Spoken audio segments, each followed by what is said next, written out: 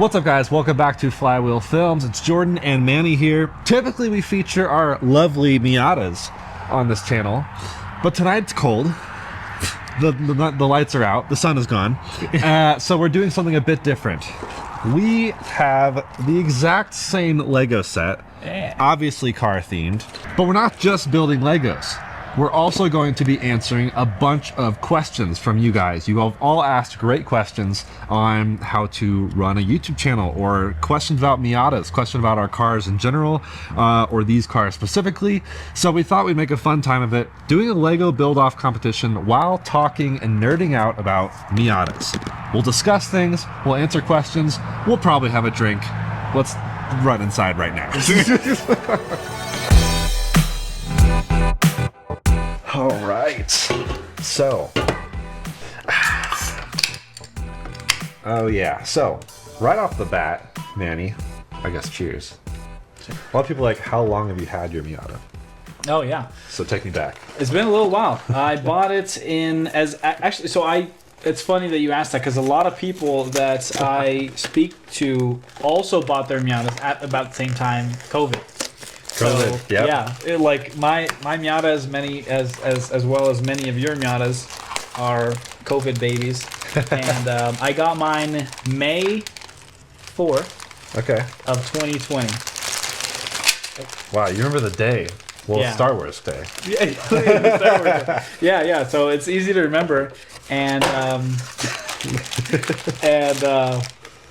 I've had it since then, and it's been what today's what.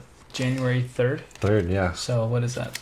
That's 4 years and like 7 months. Yeah. Minus a day. So yeah, by the time this video comes out, 4 years, 7 months. Nice. Congrats. I guess I only got mine 7 months before you.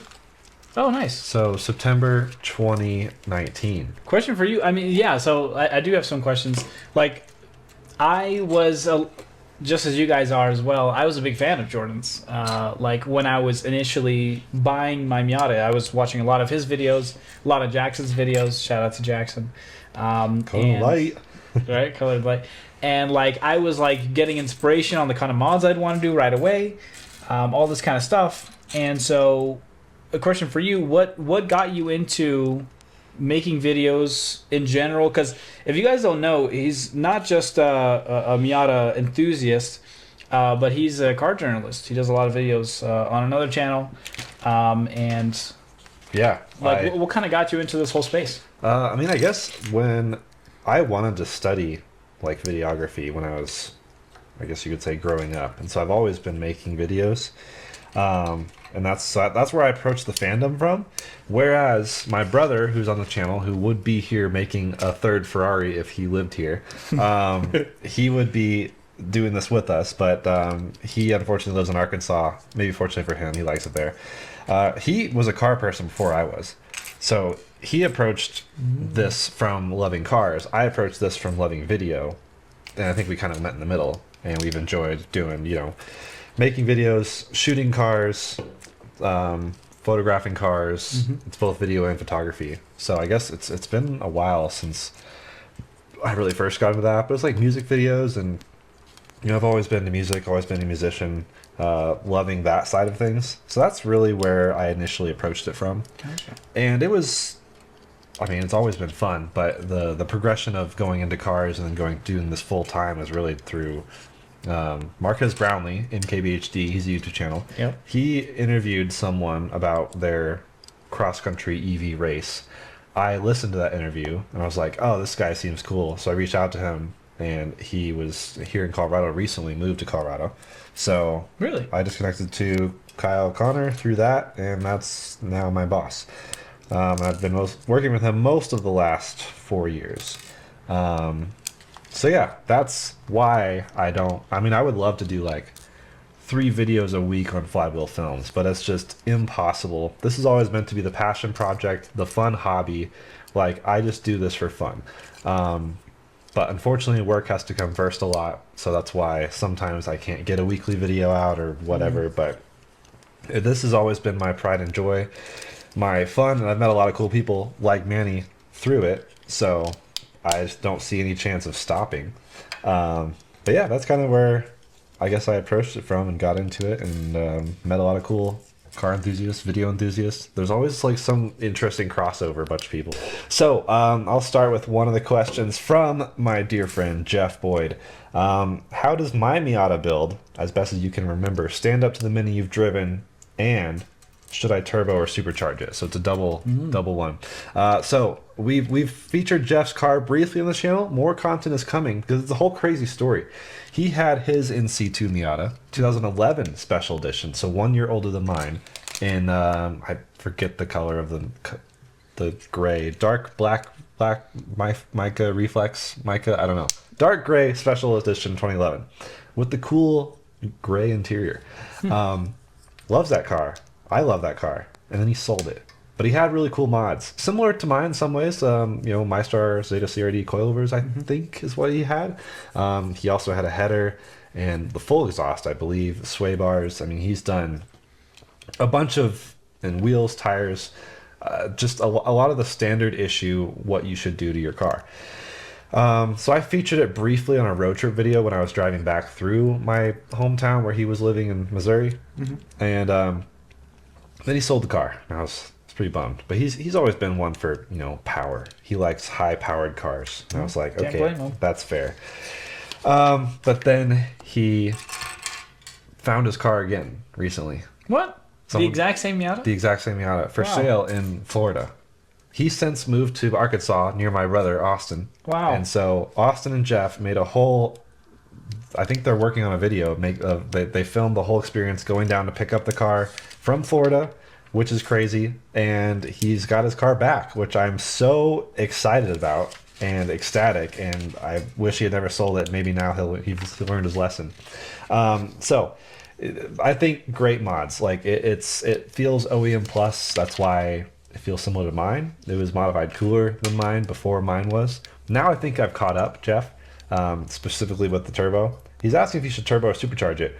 I'm torn. I mean, I'm a little biased because I am obsessed with my turbo. So am I. But I also understand the argument for supercharging. But I feel like, Jeff, I know you. You like big power, and you can usually get bigger power from a big turbo. You do sacrifice some of the linear feel, but I think knowing you, that's maybe where you should go. So there's my answer.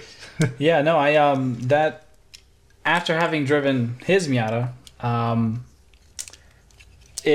I feel like a turbo is generally much better for a Miata just because you get I feel like it gives you the warm fuzzies, A supercharger probably does as well. Actually, a friend who recently came out to a cruise that had a supercharger and it sounded super sick. So I mean, really, you gotta pick your poison, I guess. But in my opinion, turbocharger's the way to go. Yeah. Okay, getting to the point where I have to rant. The stickers on Legos, I wish that was never a thing. Yeah. Like, I wish they had. I get it, kind of, but I wish they had just had everything pre-printed. Oh, right, on the Lego itself? Yeah, which they've done and they do sometimes. But I've never really understood the rhyme or reason. But anyways, back to questions. Gotta start breezing through these. Let's see. Eddie Manganelli asks, how's the turbo and the transmission been holding up? What are the new horsepower numbers? I don't remember if I'm exactly allowed to say horsepower numbers at this very moment because Flying Miata is still finalizing the tuning. But it's over 250.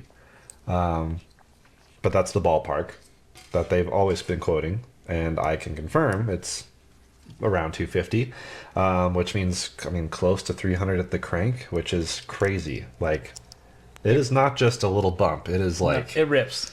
It rips. It'll go. To the point where I'm considering getting summer tires again because... Yeah. No, I really think... So, I can concur. I drove his with snow tires, and snow tires are great. Like, there's extra rubber on there, so there is grip, but it's really soft, I guess you could say. Yeah. So, the rear will step out on you very quickly if you're not prepared. Yep. So, some summer tires, I would recommend it. Yep. Yeah. But turbo and transmission holding up great. Transmission should hold plenty fine. I do wonder if the clutch will hold on for long. They do say it's fine with a stock clutch, but like if you do a lot of aggressive driving, you may want to look at upgrading eventually, and that's something I was already thinking about anyways. So that's just part of it.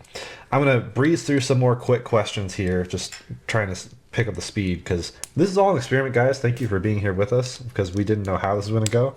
And it's hard to multitask, I tell you what. But Loki Papa says, what is your editing software of choice and why? It is Final Cut Pro.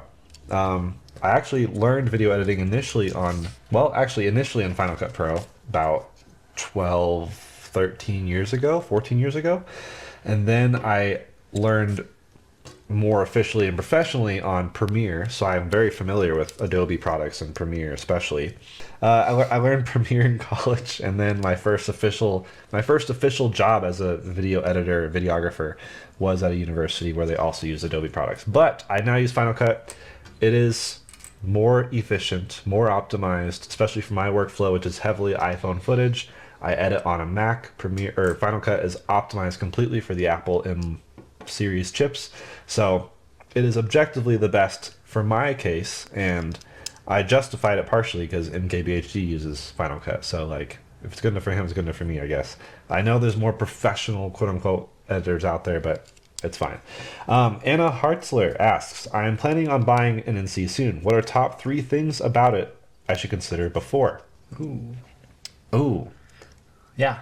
Well, do you know how to drive stick? That's fine. Like, if you don't, I would recommend learning, because I mean, people say that the automatic NC is great. It is. Like, it's really not a bad car. I had one. Yeah. He had one before. Like, he could tell you it's really not bad.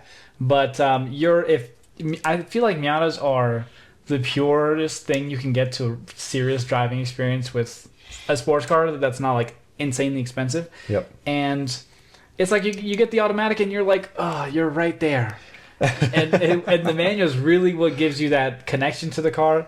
But I would say that's probably a pretty big one. Yeah. Soft top or hard top.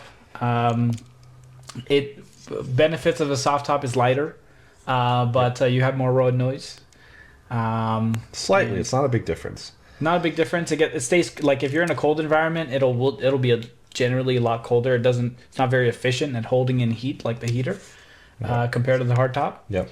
And then what's another factor? I mean, I with where my car is from, which is Ohio, I would say really look at rust. I have a lot of you guys reach out to me with photos, which is really helpful, of cars you're considering buying, NC Miatas or Miatas in general, or really cars in general. And the rust factor is so maddening to have dealt with that. So at this point, I can't recommend anyone buys anything with any level of rust, honestly. Totally stressful and just annoying, and I've been fortunate with people helping me. Like, it wasn't that bad. I've seen much worse on the rust case, but I do wish I had, if I had to do it again, I'd find a car with less rust. Even though that mine's not that bad, it's just that it's that annoying to deal with. And seeing the car my brother ended up with, and you, and like other cleaner cars since then, I've just been so jealous. But I've still made the most of it. I still love my car, so it may not necessarily be a deal breaker, but that's huge. And it's really just condition. How did the previous owner take care of it? I really pay attention to those things. And I think, people talk about, is it worth it to spring for a Grand Touring, or like with the suspension and premium packages or whatever? It's like, it's up to you what things you're looking for in a car. But on the used market, which every NC is used, you're paying far less than you would have if you were buying those packages from the factory or from the dealer. The markup is far different. The resale value doesn't necessarily translate to what the original cost add-on of those packages were. Mini Miata, or do you have anything to add? Yeah, no, I would agree with what he said. I have is it yours, Grand Touring, right? Special edition. Special edition, which basically Grand Touring. Is basically Grand Touring. I have the sport model, so that's 5-speed, open differential, soft top. And there are times when I wish I had that 6-speed, but when you look at the forums, that is really not that many benefits you're going to be driving going to the 6-speed. Yeah. The only thing is maybe the limited slip differential, but that's only if you're autocrossing or if you're tracking. If you're canyon carving like I am most of the days that I drive, it's totally fine. You're not going to really notice any difference in how the car handles in general, unless you're like going really hard, and you shouldn't be going that hard on public roads anyways. Right. So it really depends. At this point, since they're all used, like you mentioned, the difference in price point you're going to be paying for these upgraded trims is minimal, so it makes sense to pay for it. Yep. But another thing that he mentioned was rust. Considering these cars don't have a C-pillar, is that what it's called, where it's like the roof? Yeah. They lack structural rigidity often, and so some people like strengthen up the underside of the car to give it more rigidity. When you have components like rust affecting the car that's already softer than most chassis are, it's better that you avoid rust at all costs. Yep.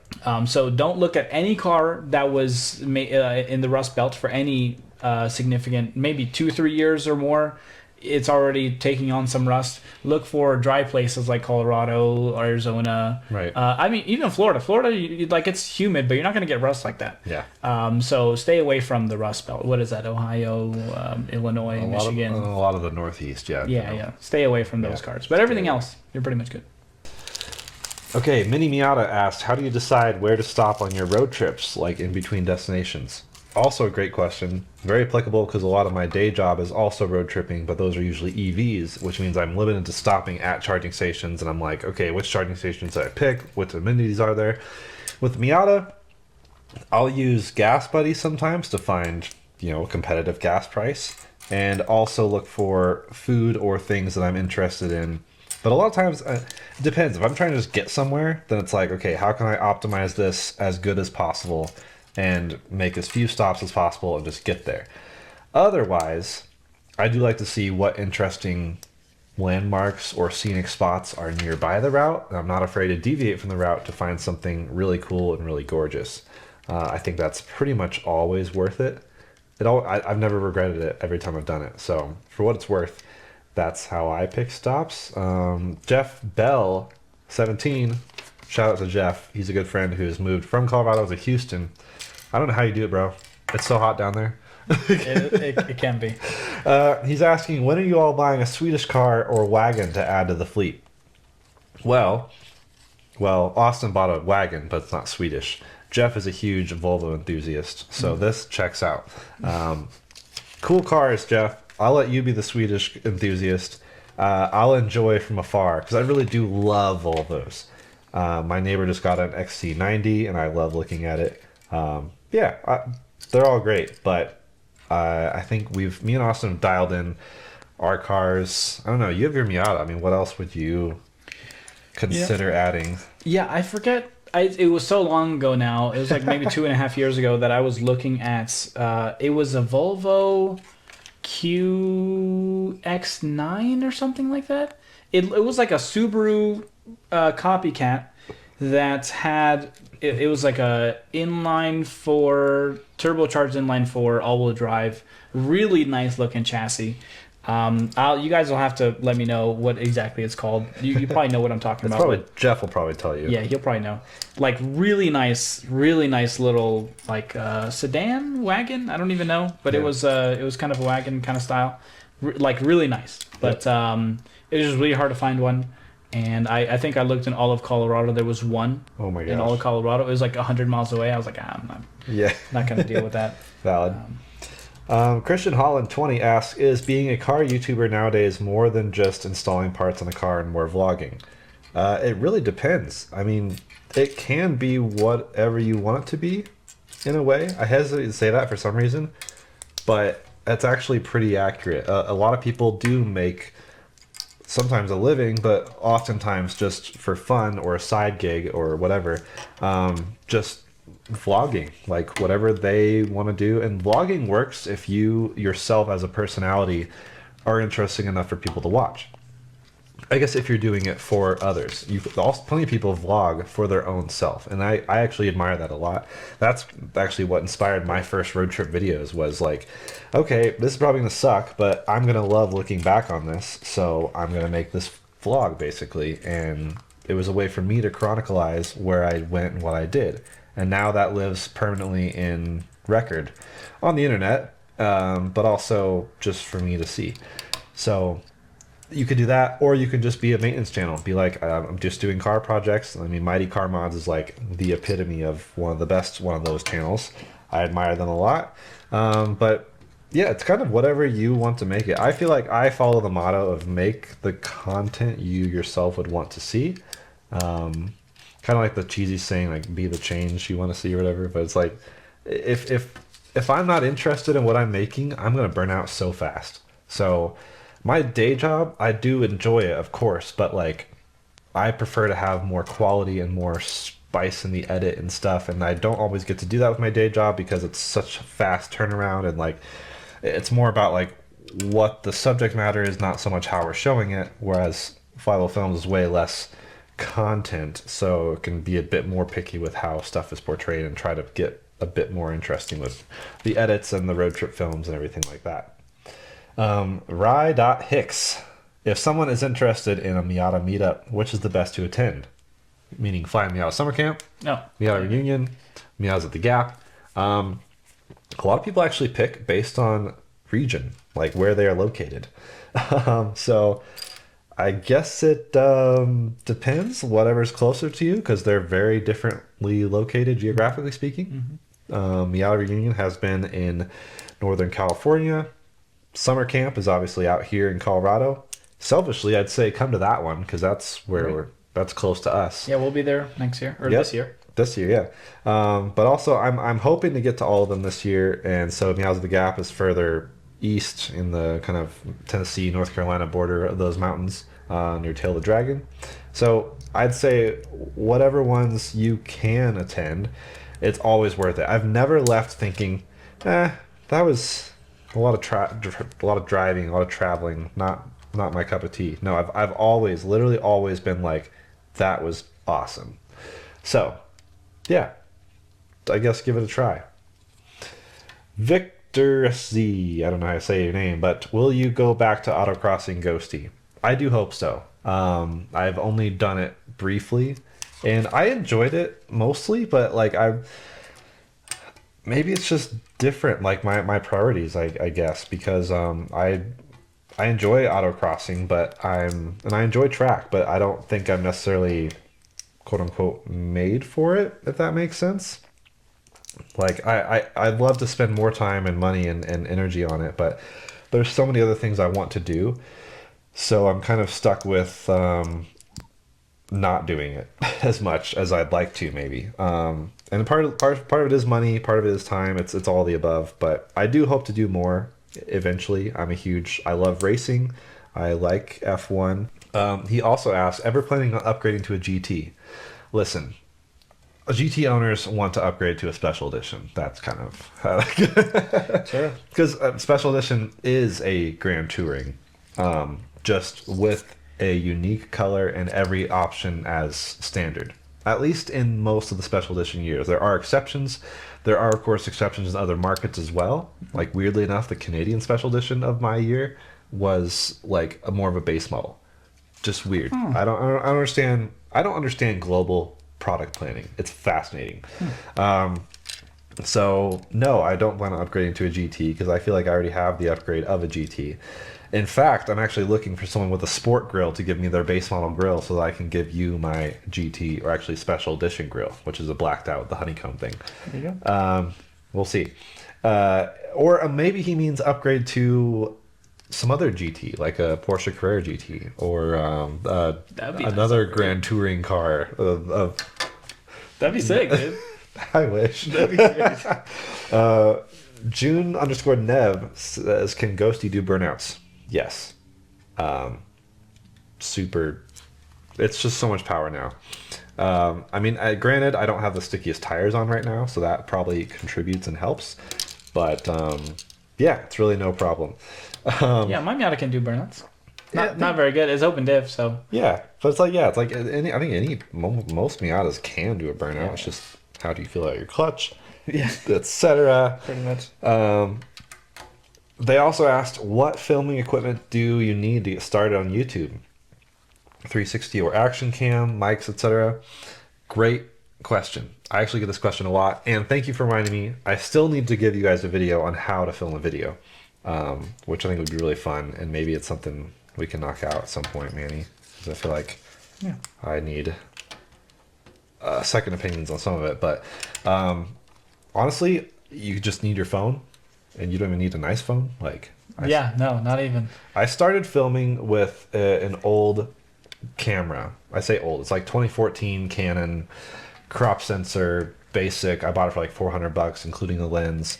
Like, you can make videos with DSLRs or mirrorless cameras, but nowadays phones have gotten so good, but also action cams have gotten so cheap. You can buy a used GoPro or the DJI Osmo mobile type things. Most cameras work fine. Honestly, it's more about what you're actually shooting, I guess. And there's also the aspect of audio, which is really important. A lot of people miss it or overlook it, and I think audio is drastically important. One of my regrets is not getting good mics sooner. So, great question. Glad you asked. I'm partial to the Rode.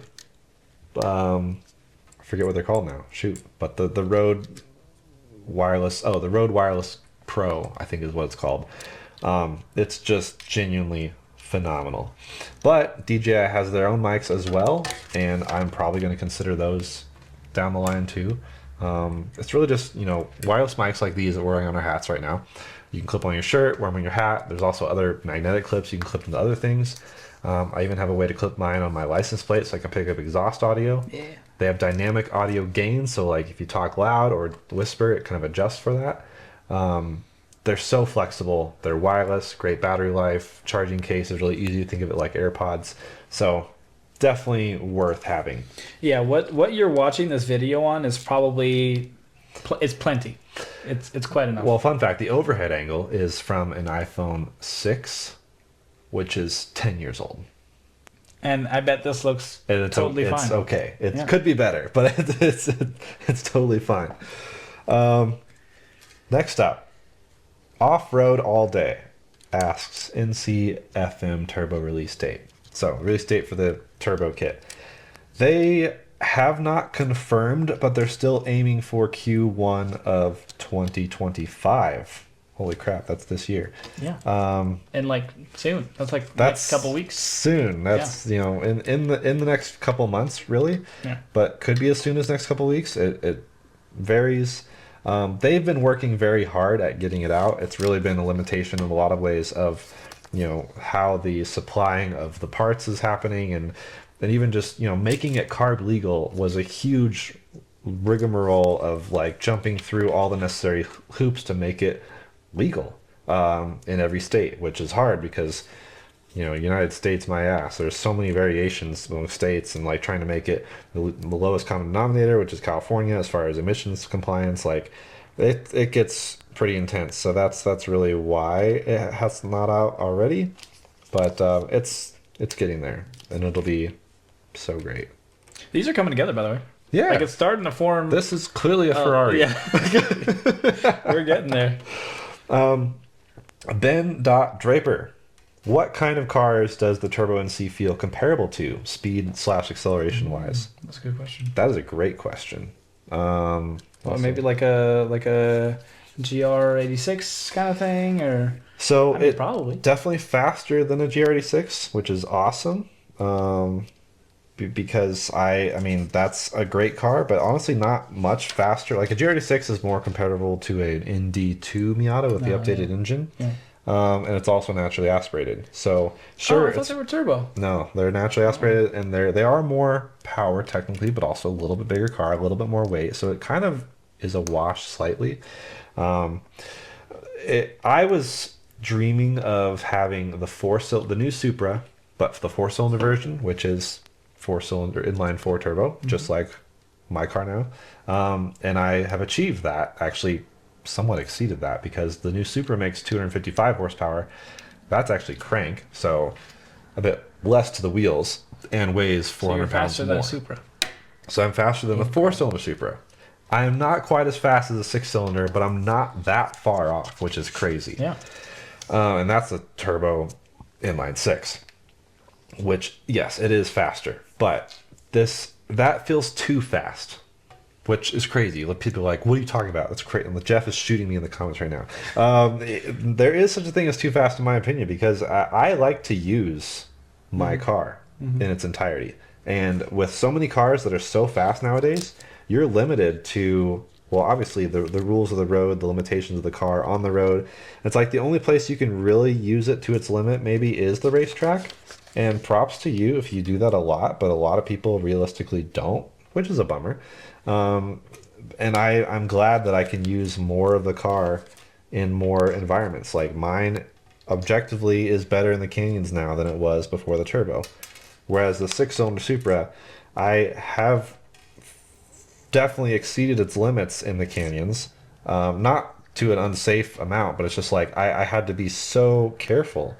And that made it fun, but also weirdly less fun in some ways.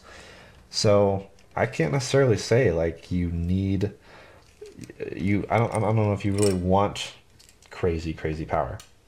What is it comparable to? I mean, yeah, honestly, the 4-cylinder Supra, which is now discontinued. So I don't know what else is like a small. There's just not many lightweight small sports cars now. Yeah. I mean, I guess BMW has their 2 Series. Of course, the new Z4, but that's also kind of in another league in a way. So what kind of horsepower is that thing putting down? Like 300? Yeah, 300 something. Yeah. So it's a good bit. Yeah. So this just satisfies this niche that I'm obsessed with. So do you know anyone with a CX Racing turbo for their NC? How does it compare with the FM turbo? I don't know anyone with CX Racing stuff. Me either. Okay. Sorry. Just don't know. TBD. If you have a CX Racing turbo, let us know in the comments. And let's chat. Let's talk about it. I'm curious. Next up, Drosif man. Do you know... Oh, wait, I already asked that question. Sorry. Nicarus, any thoughts on a next car? Or Ghosty for life plus more? Great question. Is Ghosty a life... A lifer? Like a life car? Mm-hmm. Like forever car? That's my genuine plan. It's always been the plan. Same here. I was like, I'm never getting rid of this car. I want... If I have kids, like, I want to teach them to drive on it. If I don't, I'll teach others to drive on it. Like... My car for life. That's the genuine plan. So you've you mentioned to me before you've also had, this is not your first NC, right? You've had a couple. So quick rundown of why that is. What happened with all those? Well, I had an NC1, and it was PRHT, so that's where I fell in love with the PRHT. But also, it was, I mean, gorgeous, Highland green, dark green. Ooh. With the tan interior, the baseball glove interior. Ooh, that's nice. Great spec. Had over 200,000 miles when I bought it. I sold it with 250,000 miles. I do regret selling it. Here's why. It was an automatic. That's why I sold it. Because I just wanted something a bit newer. Like I was commuting a lot. I don't know. My naive youth decided the NC Miata was not right for me, and that was a total lie, apparently. But but. It was a good car, but I was like, I should have a manual. So at least I was in my right head around that. Oh, so you were going to get another NC. I figured I would eventually get back into it. But at the moment with my job, I wanted something really fuel efficient. I was driving like over 100 miles a day. Okay. Like it wasn't the right car for the moment. I see. But after living with a Fiat 500 for a while, I was like, oh, so this is a slush box. It was a terrible automatic.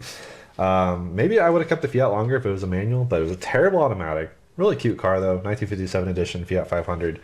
But got back into an NC, decided to try a manual. I almost thought about an automatic again, but I was like, I got it. I was commuting again. I was in the city driving. I was like, people say manuals suck in the city, but no, this is a great manual. So I just decided to stick with it. So yeah, I had NC1 for a bit. It was good. And now I've got Ghosty. Never getting rid of Ghosty.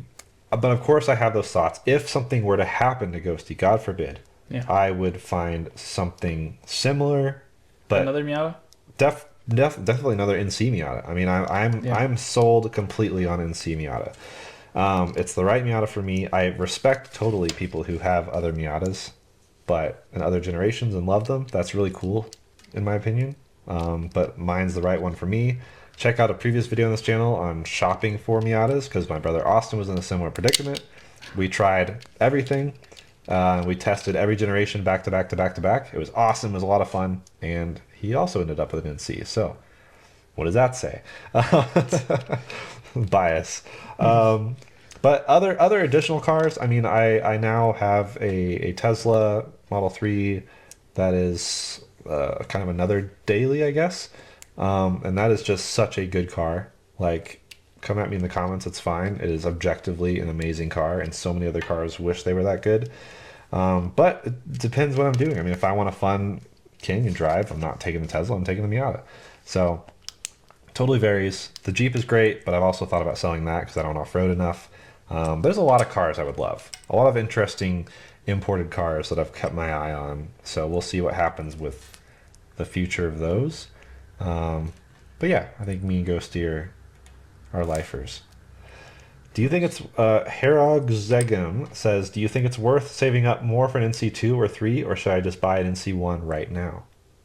That's a good question. Ooh, that is actually a really good question. Thoughts? I guess it depends. It depends. Yeah. Like, in my opinion, I think it's better to save. But I mean, how much more are you actually needing to save? Like, when you look at all the Miatas, like the generations, like it depends on a lot of factors, like mileage, condition of the car, manual, automatic, the paint probably is all these kind of things might be factors. But if we're looking at, let's say, two Miatas that are both true red, both manual, similar mileage, one is just an NC1, one's an NC3. I think it's probably better to go with the NC3. There are just a couple like engine refreshment things that are usually good. You'll get it looks, in my opinion, better. Like, Yeah. I'm not talking shit on the NC1s. I'm a bigger fan of the more aggressive front end look. But then also a bigger fan of the rear NC1 appearance package, just like Austin. Yeah. Looks amazing. Yeah. So I mean, it really depends.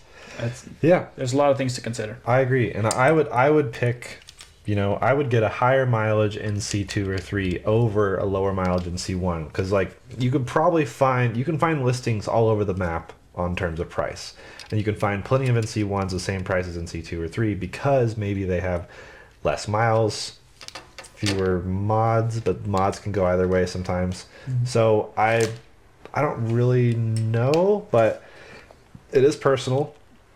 Austin, my brother, looked at all of them and decided on NC1 because he did like the looks just a little bit more. Mm-hmm. But I think a lot of people like NC2, NC3. Yeah. So it just depends, honestly. But the saving up thing, I would just find a higher mileage NC2 or 3. If it's not rusty, like I would I would go out right now and buy an NC2 with 500,000 miles on it. I wouldn't even hesitate. I think that'd be awesome. And that's partially why I wish I'd kept mine. 500,000 miles? Yeah, I wish I'd kept mine because I would have upped it to 500,000 miles at some point, and I would have turned it into an off-road car. Like I would have lifted, like an automatic NC. To me is like, oh, okay, it could be a lifted off-roader. Okay, I don't know. They also asked, in your opinion, what is the best and worst feature or part of the NC Miatas? These are great questions. Oh yeah, actually, wow. Thoughts? Worst part of the NC Miata. Jeez. Like, I don't know. It's hard for me to find. It's a really good car. So, I don't know. Maybe we have to come back to that one because I'll say you can find. I mean, they are cheap cars. They were when they came out. They're cheaper in the echelon of all the cars, especially sports cars. So what was shaved on in cost was there's nothing premium really feeling about it. Mm-hmm. It's an amazing driving experience, but like the materials are not premium. There's rattles that just start happening. Yeah. Oh yeah. Like that's true. That I wish it had been buttoned down just a little bit better. I can agree with that. Like that's I was told like when I first started looking at a Miata and first got it, there were sounds just started to appear. Like creaks here, like pops here. And I looked them up and I read a message on one of the forums that probably saved me a lot of heartache. They said don't chase all these random sounds unless it sounds really bad in the Miata because you'll be chasing it for forever. It will never go away. Once you squash one, another one will Another appear. one appears, yeah. So don't worry about it. If your car starts making creaks, that's just how the NC Miata is. Pretty much all the Miatas. Yep. That's just how they are. But I figured out what the worst part is. What? The coolant expansion tank. The coolant expansion tank is the worst Achilles part. heel of Yeah. the NC Miata. Yeah, get rid of it. Yeah. Or get a new one. Yeah, which is Upgrade. easy. Like of all things considered, like It's the easiest you know, thing they're you could do. yeah. Meanwhile, people are buying like a 996, 911, and like dealing with the whatever the seal that goes bad or whatever in the engine that requires full engine service. Like, Jeez. nah, we don't have that. Okay, we've entered bag 3. It's starting to look more like the Ferrari. Yeah. We're getting Just there. a little bit. Actually, yeah. it's really nice. Cheers. I really like this. Another question I've been asked, not in this list of questions yet, but a lot of people have asked, length of video. This is a long video, guys. Statistically speaking, it probably won't get great views because it's not like a really easy Miata mod. But I have learned that the info that comes out of some of these longer video discussions, like one I did with Jackson and Ahmad last time I was in Dallas, we just sat in Jackson's garage and did basically a podcast. It was over an hour long, and it was a lot of good in-depth details. Not a lot of people watched it, but the people who did watch it loved it. Yep. And my day job has also proven that. People sometimes initially are like, wait, you make 2.5 hour videos on a Volvo? And it's like, well, yes, because we're trying to give every single bit of detail possible. And if you want a short, brief version, I mean, there's a lot of like TikTok videos, like there's shorter ways to get the brief high points, but like to deep dive with industry expert or whatever, like, which I'd say we've been around this car long enough, I feel like we could say we're on more of the expert side of the NC Miata. And so I think these longer videos every once in a while are really valuable. They're fun to make, and they're worth doing, even if they quote unquote hurt the channel. Like a video that does really poorly does hurt the channel, which is a bummer. And it's just, that's part of how YouTube works. It's frustrating. But I still think it's worth making these videos. What are you doing? Or what are you up to? What are you... Yeah, we're just building Legos. What? Hurry up. Yeah, you better hurry. Yeah. You're on. Okay, cool. I'll be there at 7:30. All right, bet. 30 minutes. Yeah, cool. See ya. Bye. Because that's funny. Legos just make everyone happy, you know. Yeah, it sounds like a good guy. Yeah, so basically just long videos are, for some people it's a business model, but it's not my, like, I'm not going to make every video long, because like replacing taillights, that's not a 3-hour It's video. not- yeah, no. It might take us 3 hours to like film it, like do every little thing. Which like- it did. I was probably just about. Yeah. But the video itself like does not need to take that long. So next question from Pastor Mantos. What has been your favorite trip and what has been your most expensive trip? Oh dang. You've done a lot of trips. I've done so many He trips a lot. I'm tripping. I mean, my one of the most formative trips in my life was my 10,000 mile road trip in Miata. I'm still upset at myself for only filming half of it, because I did 5,000 miles out east, which was a huge loop up through the Northeast, down south, and back over. And then I stopped back home briefly and then continued in like a figure 8 out west. I never filmed the out west part, partially because that was really busy. Like I had a lot of work going on, and I spent a whole month in LA. But I was going through, rough time in life, and just like that was like a good, like almost pseudo spiritual experience, just getting out with my car, making memories of my car, seeing my friends who have now moved all over the country. So just reconnecting with a lot of friends. Like that was amazing. That was my first real road trip film, which I split into 4 parts. And, I look back on it and like, wow, that was kind of cringy because like I wasn't great at making videos and like whatever. But like at the same time, that was a really formative learning experience So that's probably my favorite, but probably also technically the most expensive. Um, I do a lot of trips for my other job, but those are typically, covered by work. Um, but I guess, yeah, I don't know. The most recent Miata reunion trip was also somewhat expensive, but I was also, partly vacation. So I don't mind, but like that's my one of my choice ways to spend life is traveling. So like I'm willing to Yeah. spend more money on traveling than maybe some people. Yeah, for me, I went to I live in Denver, and recently I went out to Uray. Well, not recently; it was like a year ago. Went out to Uray with my wife. We took the Miata, and it went by surprisingly fast. What is it, like 6 hours to get out there? Yeah, something like that. It was really fast. Like really enjoyed. It was probably fast or felt fast because it's so beautiful heading out there the whole way. You're just passing through mountains the whole way, and it was just we're sightseeing the whole way there without even stopping. Like you're passing through these massive wide open spaces that you're in for like 20, 30 minutes at a time. So you really get to take in the sights while you're going, and it was amazing. Not very expensive to get out there, but probably my favorite trip that I've done. Yeah, I think that's my favorite trips have also involved usually the scenery, and it's usually my trips out west. So love those. Miles of Speed _ NC. Have you ever cleaned your drains? If so, give us some tips, please. Yeah. I'll first point you to my friend Imad, his YouTube channel and modifications. He just got an NC1.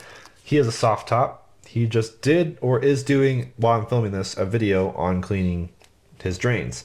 So definitely watch that if it's out, or stay tuned for it if it's not yet out. But have you dealt with that at all? I have, but not in the way that most people do. I dealt with it while I had my. I recently replaced my soft top, and not only the soft top, but the whole canopy rail system. What's called a soft top frame. I replaced, and while I was in there, I was like, oh, I might as well just clean this out. But when I went in there was like one leaf. Yep. Because I keep my car garage for the most part, and when I do park it outside, it's not under any trees. So if you park under trees a lot, definitely you should probably clean it out right now. But if you're parking in the garage, if where you live is really dry, you probably don't really need to clean out the drains. But if you've never done it before, you've owned the car for I don't know anything more than 10 years, you're probably due for cleaning it out. Yeah. The easiest way to do it, like if you really want to do a comprehensive clean, is take out the seats and take out the rear plastic cladding. That'll give you direct access to that area. But otherwise, I think they sell brushes to get down there. Okay. I haven't done it in the more conventional way where you don't take everything out. But it takes, I don't know, 20 minutes to get everything out. So if you're interested in doing it and you don't want the inside of your cabin flooding with water, Right. then you should just go ahead and do that. Well, it's definitely something worth making a video on. I think Austin might already be thinking about it because he also has an NC with a soft top. So but I guess that's another perk of a hard top, just less maintenance, never having to think about replacing your top. I mean, You have to grease those things though, like the gears. I've heard they. yeah, I've never actually done it. So it's kind of like debatable whether it's maintenance, but I do think it probably is good to do, but I've never done it. What topic video was a surprise hit? What did me, you, and Dial work on? The turn signal, the smart flasher. That one we also did. The one that really surprised me was the roof controller thingy. Oh no, that's what it was. Sorry, the roof Yeah. controller. Yeah. That one was. I mean, I didn't think so many people would watch that. 60,000 views, and I mean that shows how many people. And it's funny because it's something I put off for so long because I was like, no one's gonna care. Joke's on me. That was from Miatified. Wow, I really can't read. And this is barely even. The 338. I wonder what 338 is referring to. Is there anything you miss about the NA version of the engine? Not really. No, I drove it. No, no, not really. It's so sick. I guess I'm more with the NA1 is so bulletproof, like you just don't need to that's worry true. about anything. Oh, maybe that's probably it. So now I'm more conscious of like warm up time, like taking care of it, which I love because I love my car and like that's part of it. It's great, but being more conscious of that, more on top of oil changes. I'm going to do a video on like taking care of the turbo and stuff. But like I feel like with the NA car, you could do like really high quality, full synthetic, do every 10,000 miles, whatever, who cares? But with the turbo, it's like I just want to make sure it's taken perfect care of, and that's just more work. But it's fine. It's worth it. You know what I think is my favorite Ferrari? What? I think it's called the 398. Is that 368 Ferrari? 308? Maybe. Either that or the F40. Like those two are my favorite. It's still slipping my mind right now. I would low-key love to daily an F50. Dude. Just because I know that they're super dailyable.